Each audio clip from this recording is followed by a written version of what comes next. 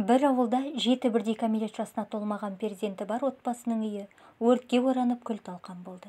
Өртенген үйдің отағасы Алла деген адам еді. Тіпті қара аспан да оған жәрдемдесуге ынтығып тұрғандай, жаңбыр шелектеп құйылып жауып жатыр. Өрттің күшті болғаны соншама сөндіру мүмкін болмады. Тек қана үйдің күлі ғана қалды. 7 бірдей бала-шаға үй-күйсіз далада. Қазан айы, қыс мезгілінің жақын қалғаны таңертеңгі қатқан мұздырдан ақ байқалып тұрды. Ауыл имамы Сағдат ұстаз ауыл тұрғындарына әрбір шаңырақтан 2000 теңгеден жәрдем ретінде қаржылай көмек көрсетіп, қыс түскенше 2-3 бөлмелі үйді тұрғызып беруге ұсыныс жасады. Көпшілік имамның бастамасын қолдап, еріктілер бірден қағаз қалам алып жұмысқа кірісіп кетті.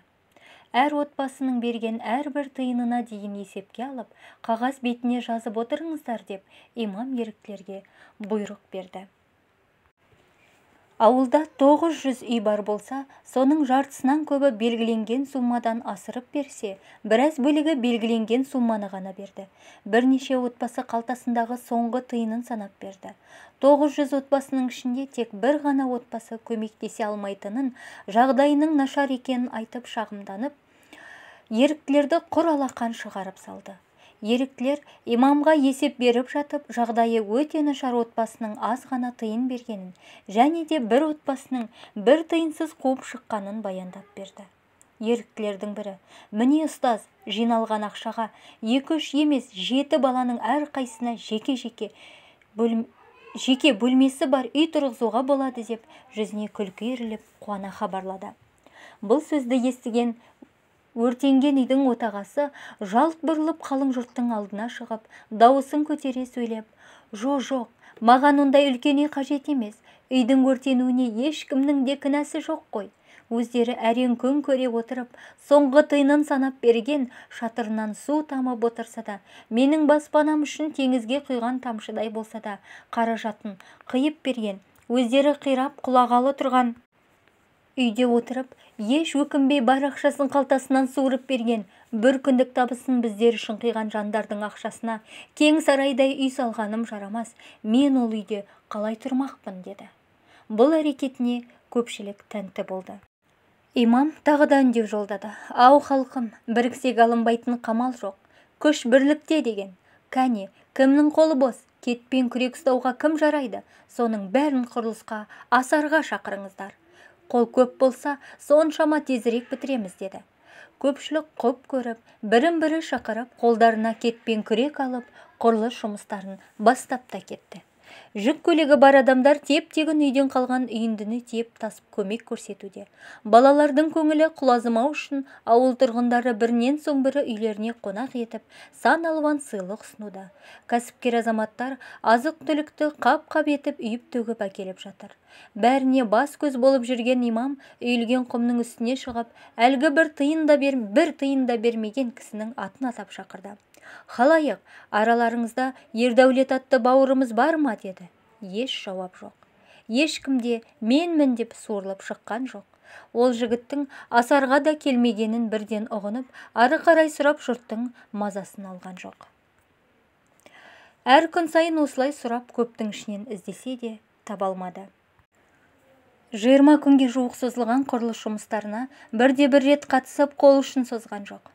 Өртенген үйдің отағасының қалауы бойынша 5 бөлмелі шағын үй тұрғызып, 7 бала жаңа баспанаға қоныстанып, қуаныштан көз жастарын сығып, әрбір ат салысқан азаматқа алғысын білдірді.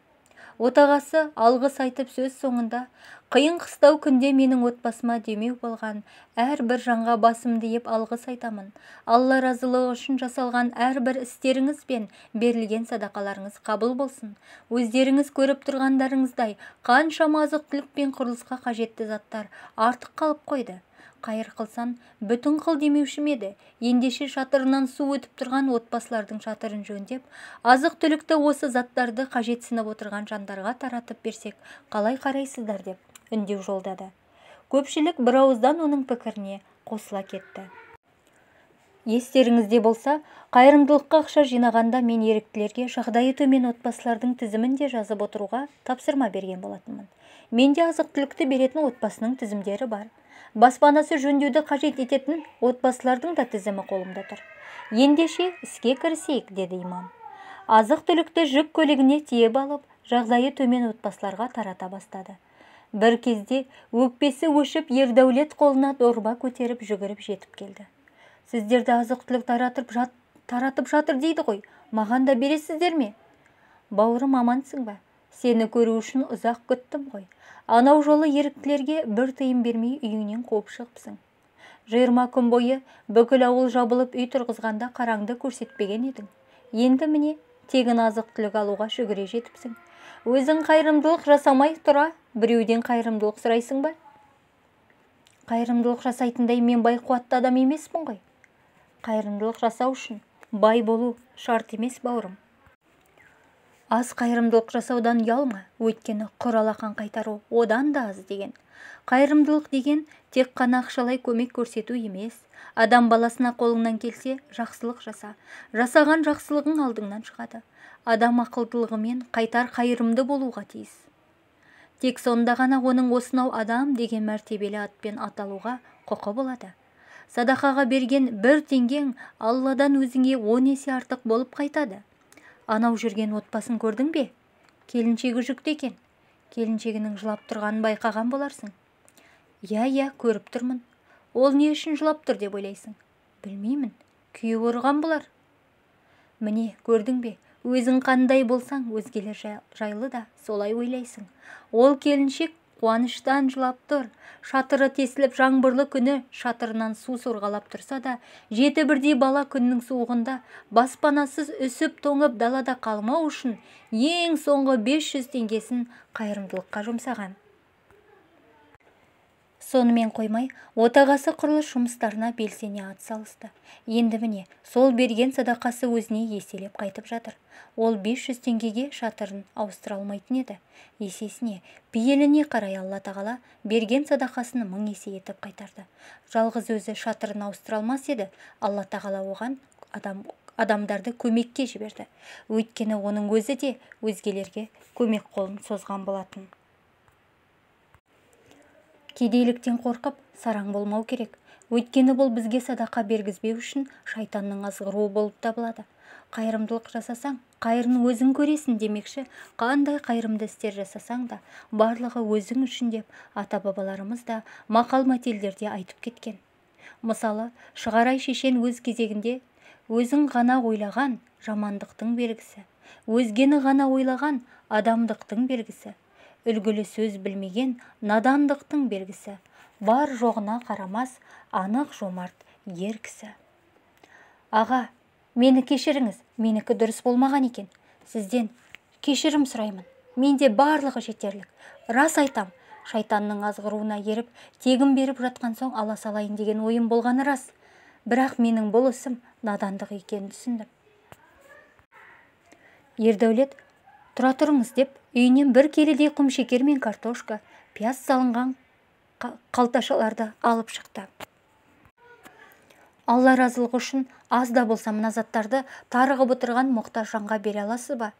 Алла разылығы үшін алайын, және өз иесіне жеткізейін. Имам ары қарай азық-түлік таратуын жалғастыра кетті. Үй-үйді аралап, бәрінде таратып шыққаны сол-ақ еді, алдынан диқаншы шығып қалды. Ассаламағалейкум, ұстаз. Уағалейкум ассалам, інім. Не бұйымтайың бар еді? Аға, сізді қайырымдылық ретінде азық-түлік таратып жатыр деп естідім. Биыл 10 гектардай жерге картошка мен пияз еккенімді білетін боларсыз. Аллаға шүкір, кеткен еңбек ақталды. Бірнеше қап сақтау картошка мен пияз бар еді.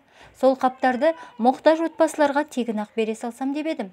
Сондай бір мұқтаж отбасы болса айтсаңыз, өзіме қалып апарып берем. Имам жүзіне күлкі үйіріліп, еш ойланбастан Ердәулеттің үйін нұсқап жіберді. Мінеки, қайырымдылық жасасаң, қайырын өзің көресің деген сөздің тағы бір дәлелі. Құрметті тыңдарман, сіздермен бірге болған Арайлым Мирсайынқызы. Каналға тіркеліп, лайк басып, комментарийде өз ойларыңызбен бөлісіңіздер. жылуы жоқ үйден без, қайырымы жоқ биден без дегендей, қайырымдылық адамгершілікті биік ұстап, кісілікті ту етіп, көкірегі қаяулы, жаны жаралы жанның жасын сүртіп, жылы лебізін аямай, қолдан келген жәрдемін ұсынып, достық пейілдерін таныта алатын жандардың қатарынан болайық.